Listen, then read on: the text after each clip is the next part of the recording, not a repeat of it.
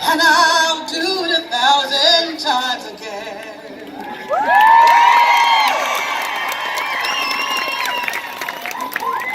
I'm Dr. Evelyn Young Spath. You might know me as the Chief of Staff to the President at CSU Bakersfield. You might know me as a worship leader or a preacher's kid.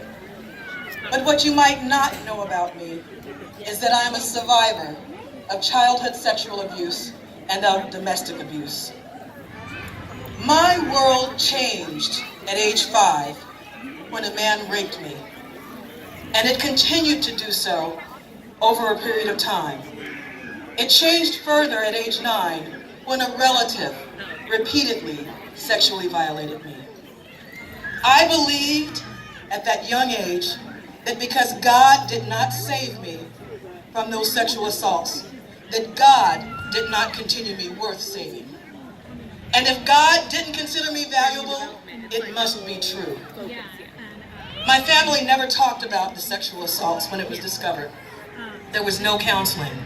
The church certainly didn't talk about that kind of subject.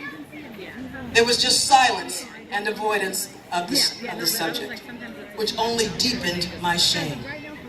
The impact of those assaults and of that silence has lasted my entire lifetime. For as long as I can remember, I've seen myself as damaged, as worthless.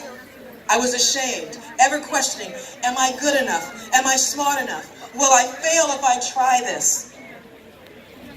I have lived a life afraid, in fear of judgment, of criticism, in fear of the opinions of others. And so I have played small in my own life. I've retreated, I've shrunk.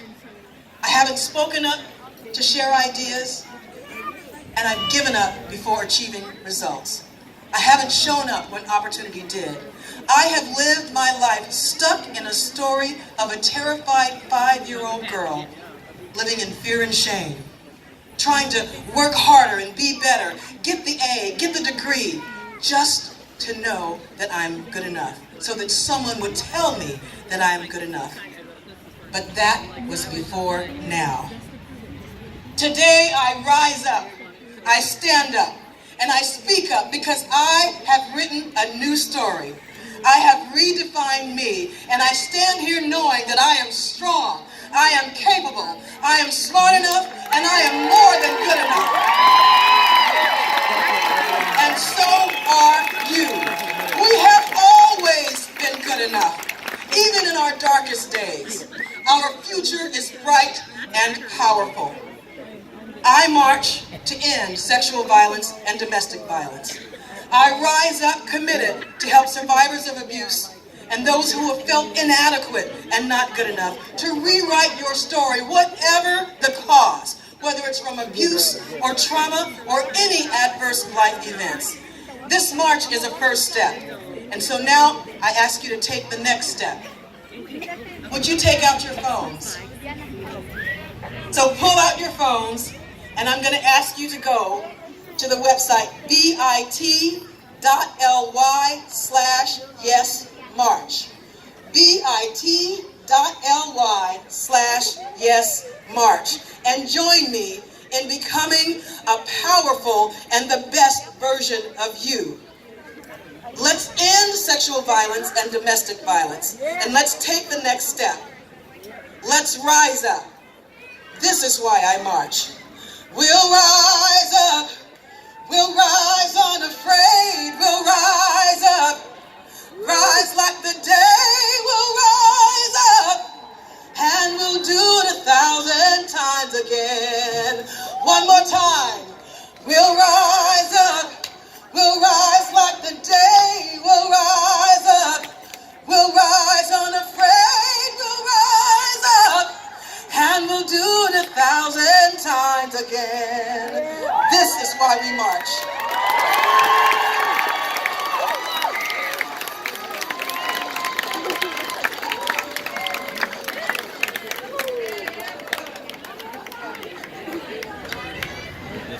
That's my bill. Yeah, this one, they wanted you to... The United States government, via the United States Department of Health, defines sexual assault as any non-consensual, forced, or coerced sexual action or behavior. This includes rape, attempted rape, sexual harassment, and molestation. We're going to do something now that the marches are doing across the country. We're going to take a picture. For those of you who do not want to be in the picture, we just ask that you turn around, put your head down, cover your face with the hat. But we're going to be asking you a question. I'm going to read this definition one more time. The United States government, via the U.S. Department of Health, defines sexual assault as any non-consensual, forced, or coerced sexual action or behavior. This includes rape, attempted rape, sexual harassment, or molestation. If you or someone you know has experienced sexual assault as defined by the United States government, would you please raise your hand?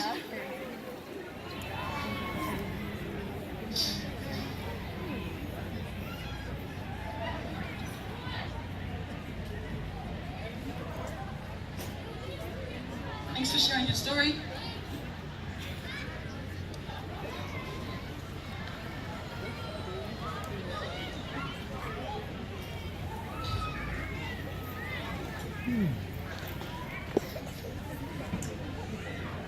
Thank you for acknowledging. Yep. Now I'd like to introduce somebody new to come up to our stage. Monica Bermudez was born and raised in Bakersfield. Monica is a criminal defense attorney in private practice. She serves on the board of Kern County Bar Association Criminal Defense Section, Young Lawyers Section, and Women Lawyers Section. She's a proud mother, wife, and daughter. Welcome, Monica.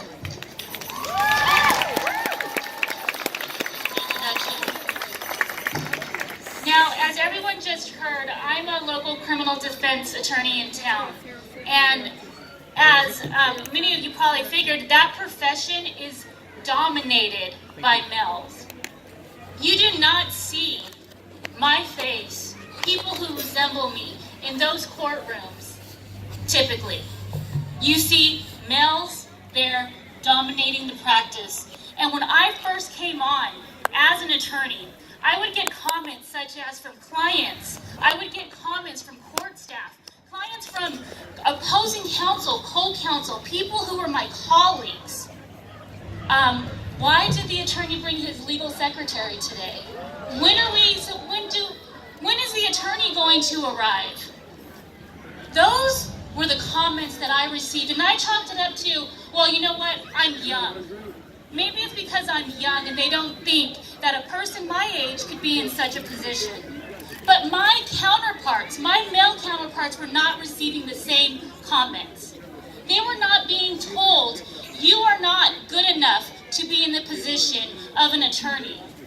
So you know what? The reason I was given those comments was because I am a woman and because I'm a minority. And you know how I shoved those comments in their face? By being the best attorney I can be.